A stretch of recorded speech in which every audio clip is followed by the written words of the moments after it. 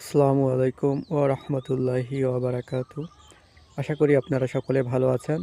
তো ফসলের মাঠ দেখতে চলে আসলাম গ্রামে, এবং গ্রামে এসেই আমি মাঠে চলে আসলাম। মাঠে আসার পরে দেখছি ধানগুলো অনেক বড় হয়েছে এবং কিছুদিন পর পেকে যাবে, এখনও সবুজ রয়েছে। তো চারিপাশে সবুজ আর সবুজ। কুমার নদীর বর্তমানে সবুজে ঘিরে গেছে, প্রাকৃতিক সৌন্দর্যের মাঝে একখণ্ড চিত্র, খুবই চমৎকার দৃশ্য। আমি ছোট থেকেই চারা থেকে শুরু করে ধানগুলো বড় হওয়া পর্যন্ত সমস্ত ভিডিও আপনাদের দেখানোর চেষ্টা করেছি। তো আপনাদের কেমন লেগেছে অবশ্যই একটু কমেন্ট করে জানাবেন। মাঝে কুমার নদী, দুই পাশে ধান হয়েছে।